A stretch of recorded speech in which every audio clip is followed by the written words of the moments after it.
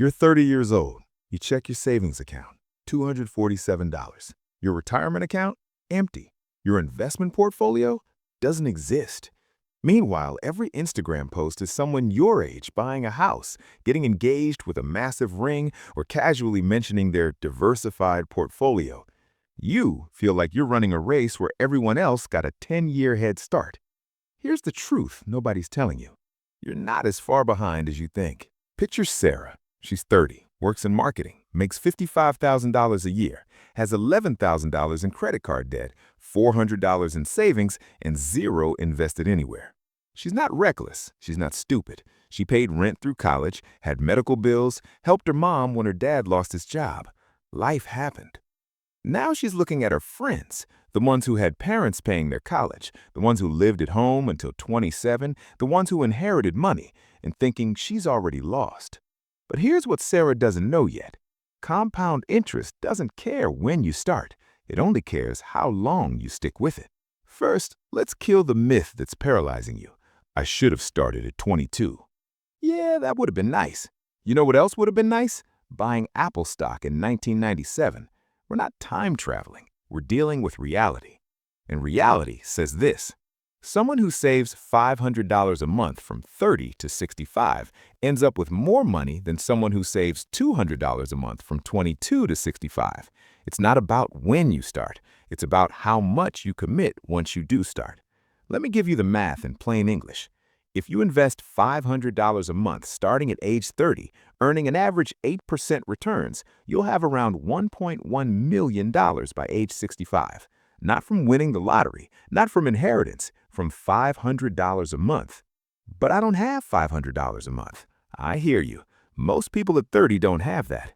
That's not where you start. You start with whatever you can find, even if it's $50. Because here's the secret. The habit matters more than the amount at the beginning. Month 1, the foundation. Don't invest anything yet. Don't even think about retirement accounts. First, you need a starter emergency fund. $1,000. That's it.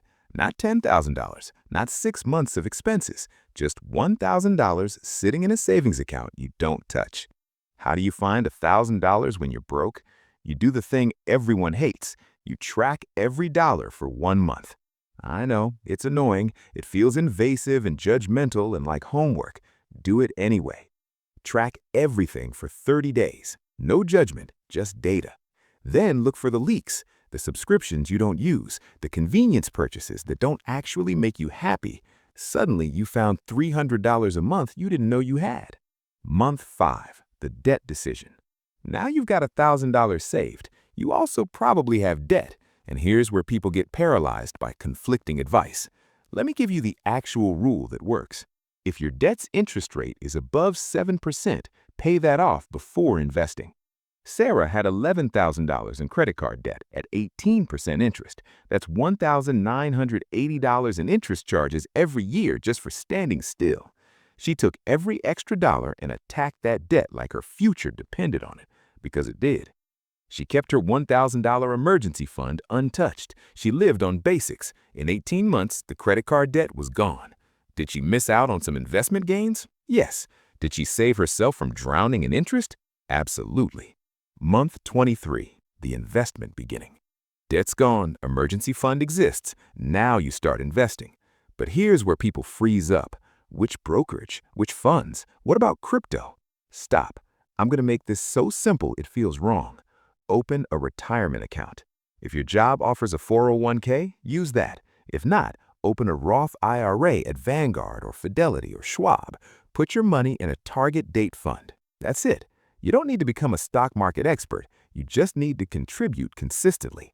Here's what Sarah did. She started contributing $300 a month to her Roth IRA.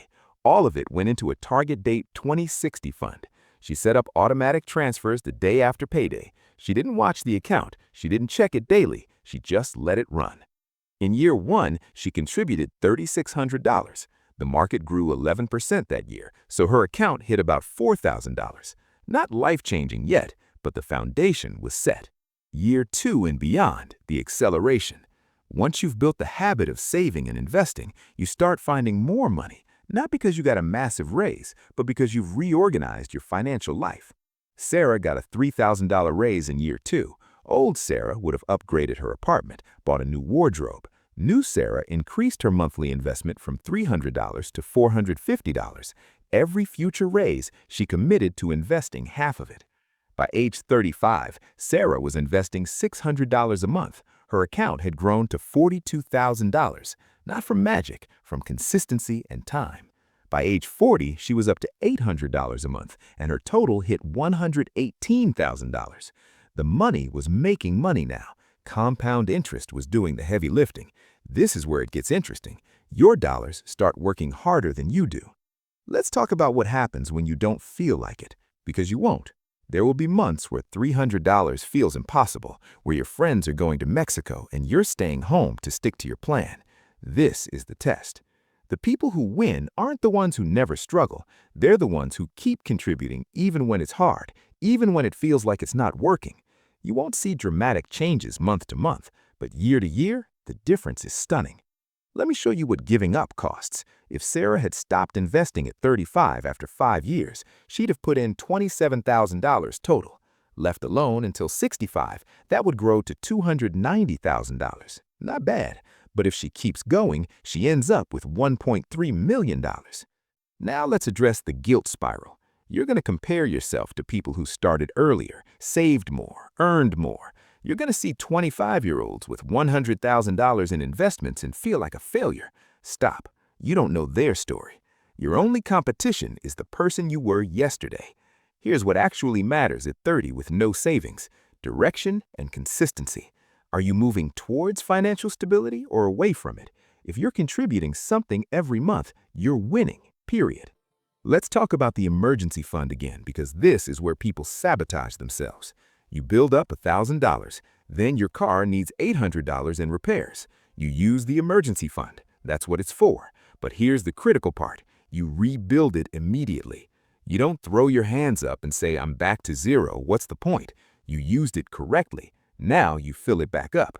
Once you're stable, you grow it to 1 month of expenses, then 2 months, then 3 months. It's layered, it's gradual. What about buying a house? Everyone says rent is throwing money away. They're wrong. Rent is paying for housing. If you're 30 with no savings, do not rush to buy a house just because you feel behind. Get your foundation solid first. Here's the thing about being 30 with no savings. You're actually in the perfect position. You're old enough to understand consequences, young enough that time is on your side, experienced enough to know what you actually value. If you'd started investing at 22, you probably would have made mistakes, panicked during market drops, chased trends. Now, you're more grounded. You can build this right. The realistic catch-up plan isn't sexy, but it works. Let me give you the numbers one more time, because seeing them makes it real. At 30, if you invest $500 a month with 8% average returns, you'll have $1.1 million at age 65. Even if you can only do $300 a month and never increase it, that's $660,000. Any of those numbers let you retire. All of them are achievable. None of them require you to be rich now. The catch-up plan works because math doesn't care about feelings. It just cares about how much you contribute, how long you contribute, and what return you earn. So here's what you do today, not tomorrow, today. Open a high-yield savings account. Set up an automatic transfer of whatever you can afford, $25, $50, $100, to happen the day after you get paid. That's your emergency fund starting. Track your spending for the next 30 days. Find the leaks. Cut what doesn't matter. In 3 to 4 months, you'll have your $1,000 emergency fund. Then attack high-interest debt. Then open a retirement account. Then let it grow. Remember Sarah. At 30, she had $400 in savings and $11,000 in debt. At 65, she retired with $1.4 million. Same person, same regular job. She just started, stuck with it, and let time do the work. You're not behind. You're exactly where you are. And from where you are, you can still win. The only way you lose is if you don't start. So start today with whatever you have. The realistic catch-up plan isn't about being perfect. It's about being consistent. And consistency over decades is unstoppable. The question isn't whether you're behind. The question is, are you starting now? Because now is exactly the right time. If this helped you, hit that like button and drop a comment telling me what's your first step going to be, and subscribe for more realistic financial strategies that actually work for real people. Let's build wealth together. The person you'll be 35 years from now is watching you right now. What will you tell them you did today? Make it count. I'll see you in the next video.